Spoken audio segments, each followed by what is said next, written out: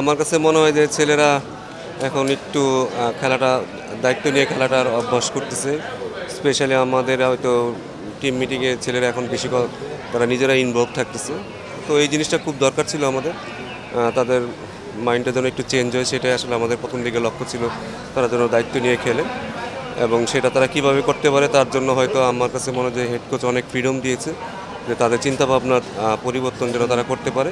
তো সেই কারণে আমার মনে হয় যে তারা একটু একটু সফল হচ্ছে। ভবিষ্যতে ইনশাল্লাহ হয়তো আর একটু বেটার হতে পারে। আমার কাছে মনে হয় যে আমার ছেলেদের মানসিক কিছুটা মানসিকতা যদি কিছুটা পরিবর্তন করার চেষ্টায় ছিলাম এবং সেটা আমার মনে হয় ছেলেরা করতে পেরেছে, হয়তো ভবিষ্যতে আরও করবে। কারণ কোনো কোচের পক্ষে আসলে বড় প্লেয়ার বানানো সম্ভব না যদি প্লেয়ার যদি নিজে না চায়। তো আমার লক্ষ্য হচ্ছে ছেলেরা যেন নিজেরাই চিন্তা ভাবনা করে এবং তারা কিভাবে ক্রিকেট খেলবে, তারা কিভাবে তাদের টেস্ট বলেন, ওয়ানডে বলেন, টি-20 বলেন কোন অ্যাপ্রোচে যাবে সেটা যদি তারা নিজেরাই সিদ্ধান্ত নেয় এবং সিদ্ধান্ত নেওয়ার ক্ষেত্রে যদি আমরা তাদের সাহায্য করতে পারি সেটাই হচ্ছে আসলে ভালো কাজ হবে। তো আমার মনে হয় এই জিনিসগুলো আমরা একটু গুছিয়ে আরও চেষ্টা করছি এবং হেড কোচের যথেষ্ট ফ্রিডম দিচ্ছে এবং আমরাও যারা কোচিং স্টাফ আছি তো সবাই কিন্তু আমরা অনেক ফ্রিডম নিয়ে কাজ করতেছি।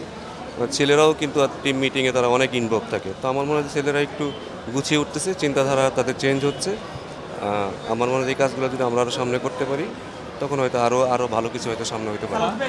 না দেখুন, কোচিং যারা করায় তাদের ভাষা সমস্যাতে আমার মনে হয় যে আপনি আসলে কোন দর্শনে আসলে কোচিংটা করাচ্ছেন এটা ডিপেন্ড করে আসলে কোন কোচ আছে।